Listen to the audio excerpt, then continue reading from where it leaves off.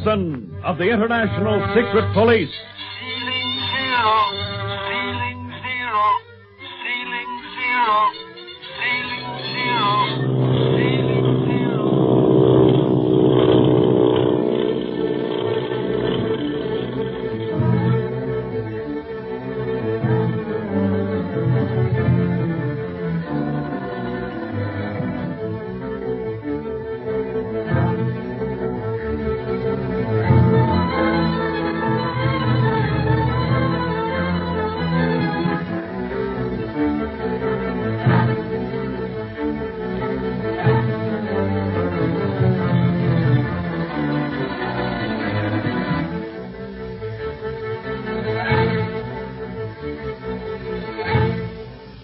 Speed Gibson, his uncle, Clint Barlow, and Barney Dunlap, all members of the International Secret Police, are flying to Hong Kong on the China Clipper to capture the criminal known as the Octopus. Thus far on the trip, Speed has been responsible for the arrest of 3 octopus spies sent to turn the secret police from their course. The last arrest on Wake Island was a renegade aviator who mysteriously disappeared just as he was about to reveal the octopus hideout to the boys. They have his special bullet plane, however, equipped with all the latest aeronautical improvements, and Clint orders Barney to fly this plane to Hong Kong, making the usual stops at Guam, Manila, and Macau, and to also remain in sight of the Clipper. As they are nearing Guam Island, Barney's plane suddenly goes into a nosedive, disappearing in the clouds banked below. The flight crew are as excited as the boys, and when the Clipper lands at Guam, they all hurry ashore to see if the Guam ground crew has seen or heard anything of the missing aviator.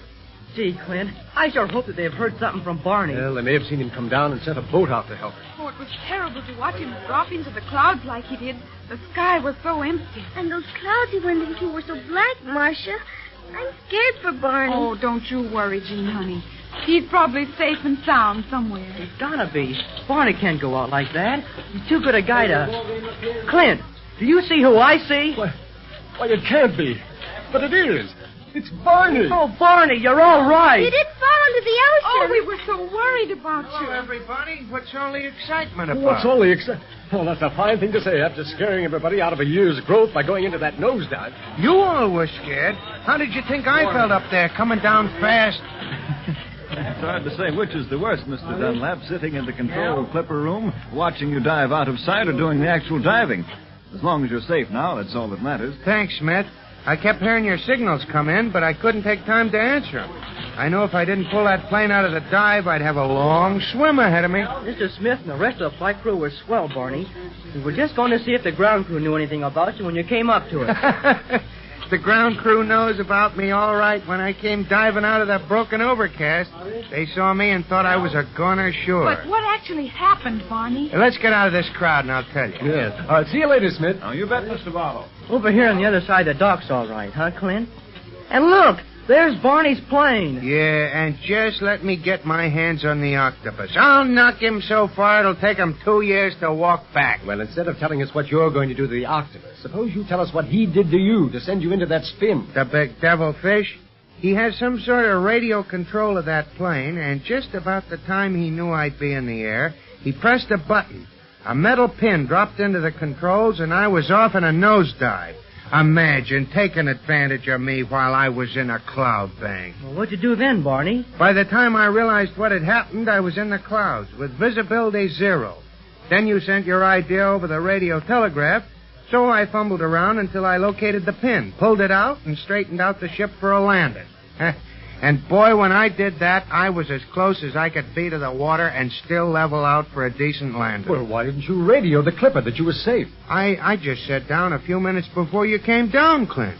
And I was identifying myself to the ground crew after that. While I was nosediving, believe you me, I didn't have any time to work the radio telegraph. I was about the busiest person in the air in the world, I bet. You'll have to give that plane a real going over before you take off again in the morning, Barney. No telling what else the octopus has under radio control. You tell him, kid. I don't want a wing to fall off between here and Manila. Well, right now, we'd better go on to the inn and see where our rooms are going to be. I think you and Jean could use a little rest and quiet, don't you, Marcia? Oh, we're not at all tired, Clint. We were worried about Barney, of course, but now that he's safe, why, we're going to enjoy ourselves. Guam is beautiful. I should say so. Just like the islands you read about in books. Has this place here a name? It looks like a little town. Its name is Sumay, Gene. One of the navigators was telling me about it before we landed. There's another place at Ganya about 12 miles from here. That's where the American Naval Base is. I'd sure like to see that, Clint. Oh, I would, too. Do you think we could arrange to drive over there before dark? Well, if you really feel up to it. How about you, Barney? I'm raring to go, pal. You know me. A nosedive a day keeps me from getting bored. Oh, goody, then we can go. Well, it looks that way. Let's go to the inn now and see about our rooms, huh? And I'll see about getting a car to drive us over to Aganya at the same time. Hot ziggity. This is what I really call traveling. Listen, kid. What you call traveling would be a nervous breakdown for anybody else. But don't get me wrong. After flying over the Pacific Ocean in a plane with the controls locked, I'd like to see as much of Guam and dry land as I can.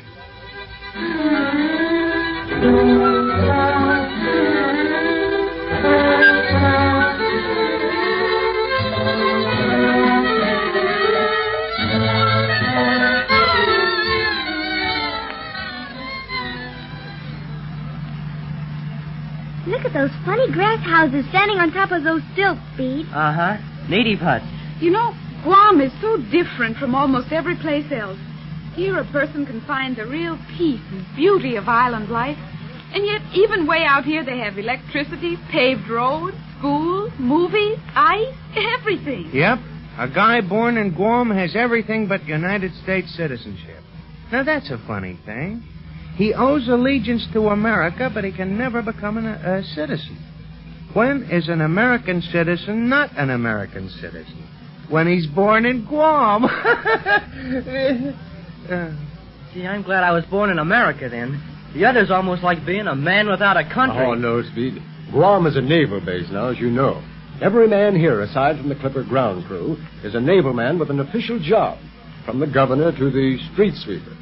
The people here are citizens of Guam, but since Guam is not a country, but a part of the United States, none of them, courts or Congress, has any real legal standing, since the governor, who is all-powerful here, could do away with one or all of them if he wanted to. Sounds awfully mixed up to me, Clint.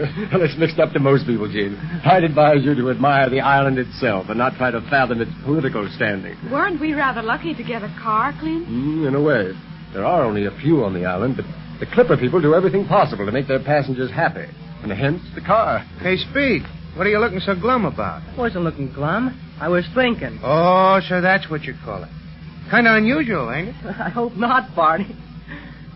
Say, do you think that the native driving this car isn't an American citizen? Well, in spite of the fact that your question met itself coming back, Speed, he isn't. I was thinking something else, too. Barney, has the octopus plane got a direction finder on it? Yeah. What's a direction finder, Speed? Oh, it's a jigger shaped something like a little hoop, Gene. It's attached to a dial on the instrument board. When the pilot's getting a message from the ground or from another ship, he can turn his direction finder and learn which direction the message is coming from. Is that right, Clint? Well, it's right enough for the moment. Now, look.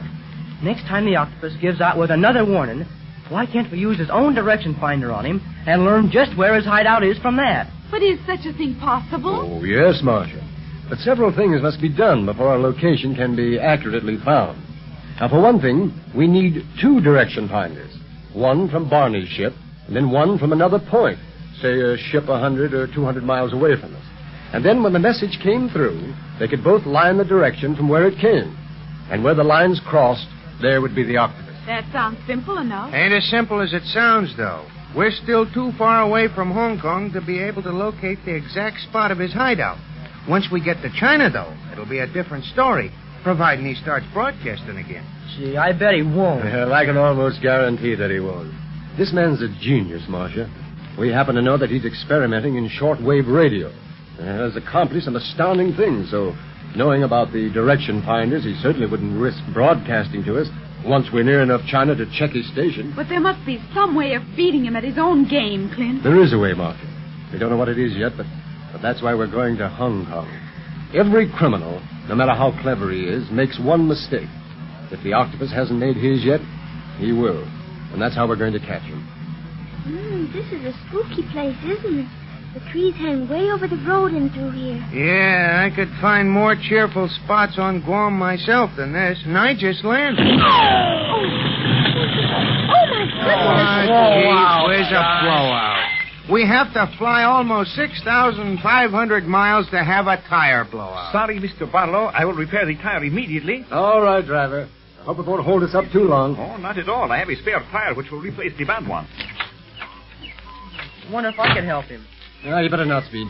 Probably change tires in this car so often that he can do it a lot faster alone. Well, what do you say if we get out and stretch our legs? This car may be a 7-passenger, but it still cramps my style. Especially as we all rode back, huh, Barney? Well, we can get out for a few minutes if you wait. And I advise you all to stay beside the car. It'd be easy to lose yourselves in this thick underbrush. Too easy. I must confess I don't like this particular spot, Clint. Do you think it's safe? Oh, yes. We can't be very far from the naval base. There's no danger of holdups or anything like that on this island. Unless the octopus got ideas. Oh, now pipe down, Barney. He's up to enough mischief without you building up trouble with your imagination. But even the birds aren't making as much noise, Barney. They sound like they don't like this place either. Oh, they're just getting ready for bed, Gene. These trees and bushes shut out the sun. Hey, behind you. Oh, that man appeared so suddenly. He frightened me. None of you make a move, or it's sound, unless you answer my question. Why, who are you to talk like this? Call me Mr. X. And now, Miss Winfield, hand over that map your brother sent you. The map. Hey, how do you know anything about a map? Who are you, anyhow? I asked the question, Speed Gibson. Give me that map, Miss Winfield. But I haven't got it. Don't lie. You carry it in that locket you're wearing. Keep away, you or... Words are no match for my revolver, Barlow. Now, lock it before I lose my patience. It's true. I haven't got the map with me. Keep away from me. No! Ow! Gun or no gun, let me at that car. Oh, my God.